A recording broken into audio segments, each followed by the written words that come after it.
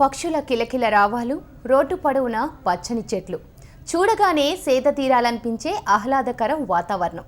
పల్లెటూరంటే ఎలా ఉంటుందో ఆ గ్రామంలో ఉన్న వాతావరణమే సాక్ష్యం.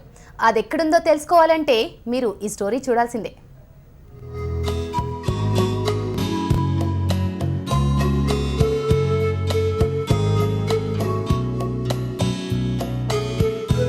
ఇది నల్గొండ జిల్లా మోతే మండలం అన్నారిగూడెం గ్రామం.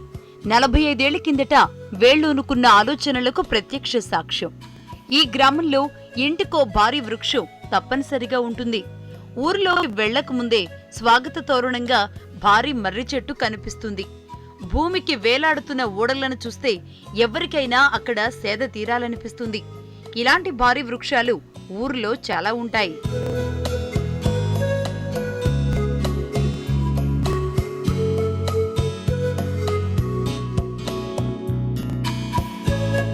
అసలు ఊరంటే ఇలా ఉండాలి అనిపించేలా పెంచిన ఆ చెట్ల వెనుక 45 ఏళ్ల కిందటి యువకుల కృషి ఎంతో ఉంది.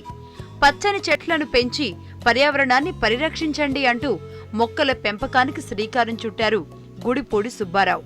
తాను మొక్కలు నాటడమే కాకుండా పరిరక్షిస్తూనే తోటి మిత్రులతో ఊరిలో మొక్కలు నాటించాడు. రహదారుల కూడళ్లలో సైతం మొక్కలు నాటి పర్యావరణంలో చెట్ల ప్రాశస్త్యాన్ని శిలా పలకాలపై చెక్కించారు.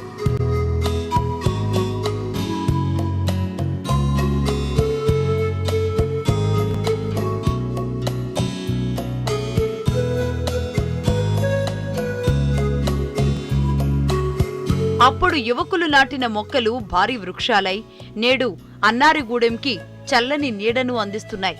ప్రస్తుతం ప్రభుత్వం ప్రవేశపెట్టిన హరితహారం ఉద్దేశాన్ని కొన్ని దశాబ్దాల కిందటే అనుసరించారు అన్నారిగూడెం గ్రామస్తులు.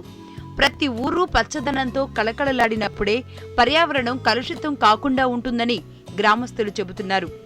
గ్రామంలో పచ్చదనానికి కారణమైన సుబ్బారావును కదిలిస్తే అలనాటి స్మృతుల్ని ఉద్వేగంతో చెప్పుకొస్తారు.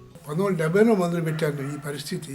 ఏది చెట్టు నాటడం పెంచడం అనేది. ఆ పొడుగుత చెట్టు నేను పెంచినవి ఉంటాయి. ఇప్పటికీ కూడా అరుగులనే నేను వేసిన అరుగులే ఉన్నాయి. ఇప్పటికి కూడా చెట్టు వేసి నన్ను చూసి ఇంకా 10 మంది ఫాలో అవుతారన్న ఉద్దేశంతో నేను ఈ కార్యక్రమాలు చేపట్టడం జరిగింది. మన గ్రామస్తులు కూడా అలాగే చాలామంది చేసుకున్నారు. ఇంకా వేయాలి, ఇంతటితో ఆగిపోకూడదు ఈ ఉద్యమం. ఈ చెట్ల వల్ల ఇన్ని లాభాలు ఉన్నప్పుడు మనం ఎందుకు ఇది చేయకూడదు? మన పశుపక్షాదులకి ఎంతో మందికి మనం ఒక షెల్టర్ కల్పించడం అవుతాం. ప్రతి గ్రామం అన్నారిగూడెం లాగానే పచ్చని భారీ వృక్షాలతో కళకళలాడాలని, అందుకు గ్రామస్తులు కృషి చేయాలని ఆశిద్దాం.